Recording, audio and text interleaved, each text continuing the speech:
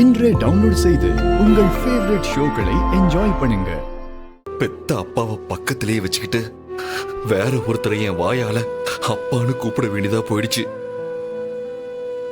அதை நினைச்சாதான் எனக்கு வேதனையா இருக்கு. ஆனா உன்ன எலி, இந்த மாதிரி ஒரு நிலைமையெல்லாம் நம்ம எதிரிக்கு கூட வரக்கூடாது. நெஞ்சில ஏதோ சம்மட்டி வச்சு அடிச்ச மாதிரி எனக்கு அப்படி வலிக்குது.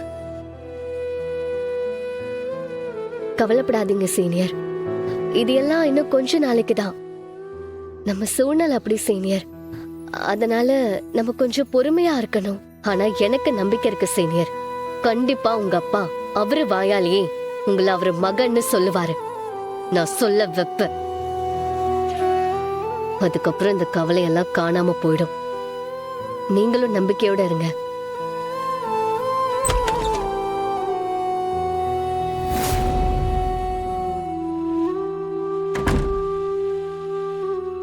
இப்ப உங்களுக்கு சந்தோஷமா?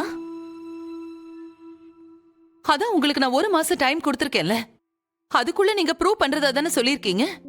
அப்புறம் எதுக்கு இந்த மாதிரி வேலையெல்லாம் பாத்துட்டு இருக்கீங்க?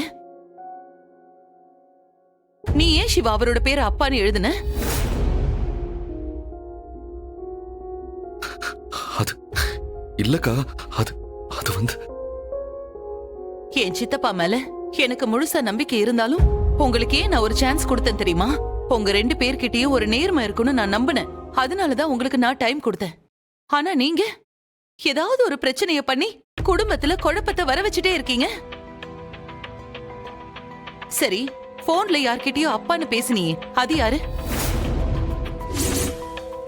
சிவா, உன்கிட்ட தான் நான் கேக்குறேன். அயலி யார்கிட்ட பேசினா? அது பொய்யா ஒருத்தரை அப்படி பேச வச்சோம். இல்ல, நான் தான் அந்த மாதிரி ஏதாவது பிரச்சனை வந்தா சமாளிக்கிறதுக்காக அப்படி ஒரு ஆளை செட் பண்ணி வச்சேன். சூப்பர். அப்போ எல்லாத்தையும் பக்காவா பிளான் பண்ணிட்டு தான் இங்க வந்திருக்கீங்க, அப்படிதானே? என்ன இது மட்டும் தானா, இல்ல வேற ஏதாவது விஷயம் இருக்கா?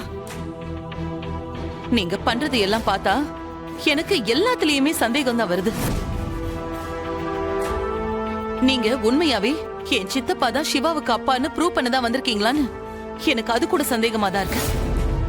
நீங்க 2 பேரும் உண்மையாவே டீச்சர்ஸ் தானான்னு எனக்கு சந்தேகம் வருது. ஏன் உங்க 2 பேருக்கு உண்மையாவே கல்யாணம் ஆயிடுச்சா, இல்ல அதுவும் டிராமாவான்னு சந்தேகமா இருக்கு. அண்ணி, என்ன நீங்க இதுல எல்லாம் யாராவது போய் சொல்வாங்களா? நீங்க பண்ணாலும் பண்ணுவீங்க, அதனாலதான் எனக்கு அப்படி தோணுது. இவ்ளோ பண்றவங்க அதையும் பண்ணிருக்க மாட்டீங்கன்னு என்ன நிச்சயம்?